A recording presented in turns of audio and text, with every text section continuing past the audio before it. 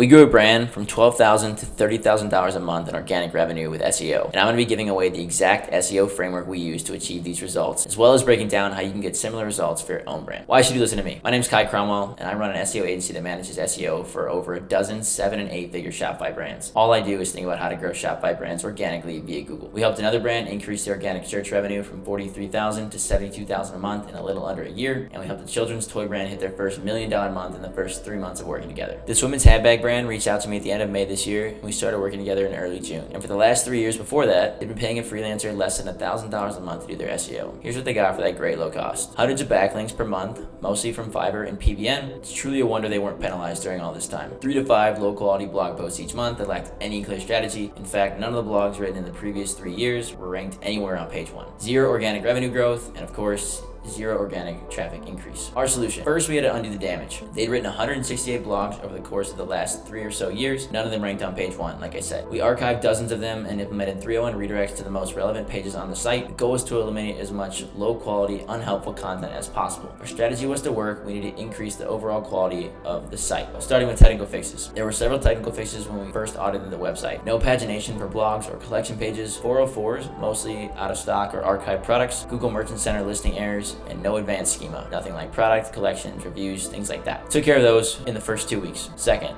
on-page optimization. We always start with keyword research. I sat down with the head of e-commerce and we defined their key collection pages, identified winnable keywords, and built a strategy around those. For each and every collection page, we found high intent, low transactional keywords, then optimized each collection for those keywords. Here's a look at how their top performing collection page is ranking as of right now. You can see right here, ranks in position 2 and 1 for tons of high volume keywords, some as high as 11,000 a month, in the number 2 spot for 7,000 searches a month keyword. Building topical authority. Like I mentioned earlier, we deleted most of the existing blog content. We updated about 10 of them because they had some potential, and they did actually serve a function in the strategy that we wanted to execute. Here's what we did to those 10. Added several hundred words to each, coming out to an average of 12 to 1,400 words. Removed most of the images. The images are really making up for the lack of quality text. They were nice to look at, but the content had absolutely no value whatsoever. Remapped internal links, prioritizing money links in the top couple hundred words of the content. Trimmed down the overall number of internal links. The previous team was getting a bit trigger happy with these, and we archived and redirected the low quality blogs. Once we completed this phase, we started to create new blog content that was far more focused on building topical authority, not just simply hitting publish for the sake of doing so. We publish at a rate of 4 per month so far,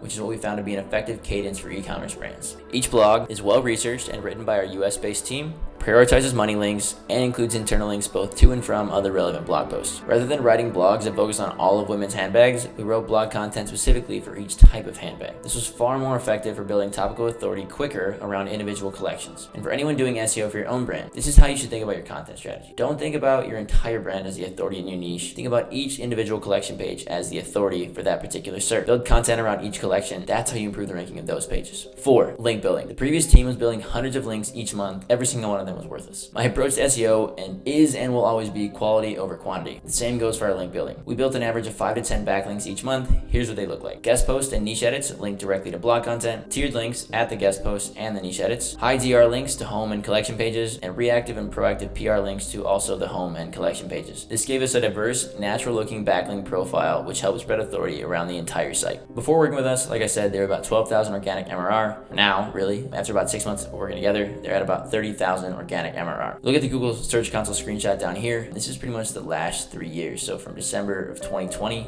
to pretty much now, they're paying freelancer less than $1,000 a month for no growth whatsoever. Last few months, it's kicked up pretty significantly. Price isn't the sole indicator of service quality, but if you try to save money by going with the lowest cost provider, you should expect low quality results, or in this case, no results. You can see, like I said, since mid-June, clicks and impressions have begun to rise a ton. We're obviously charging much more than that freelancer is. But e-commerce SEO is about revenue. So let's take a look at the brand's revenue growth over the last 6 months. Month 1, just under 12,000. Month 2, 17,000. Month 3, 26,000. Month 4, 33,000. Month 5, back below 30 at 28,000. And then month 6 into 60,000. Month 6 was November, drastically higher because of Black Friday, Cyber Monday, and that really entire week. For the record, it was the brand's biggest Black Friday, Cyber Monday ever, which we did play a healthy role in. But in the first 3 weeks of November, so pre-Black Friday, they did nearly 25K, meaning they're on pace for another $30,000 organic revenue, as you can see here. So this is the first 3 weeks of November, like I said. We wouldn't have had the same success if we were just to optimize the money pages, or just build links, or just upgrade the blog content. Every single piece of the puzzle works together to produce these kinds of results. This is why our strategies are so absolutely effective. Attention Shopify brands. Do you want results like these? We will 2x your organic traffic and 3x your investment, just like we did for this client. Who is this not for? If you launched your Shopify brand a few weeks ago, this is not for you. If your brand is currently making at least $100,000 a month and ready to become a 7-figure a year brand consistently, this is the framework for you. You're sick and tired of your brand experiencing zero organic revenue growth from working with an ineffective agency, and you want to drive traffic without relying on paid ads, this is also for you. If you are interested in having a chat with me about your brand to see if we'd be a good fit, book a call with me. Link in description. Peace.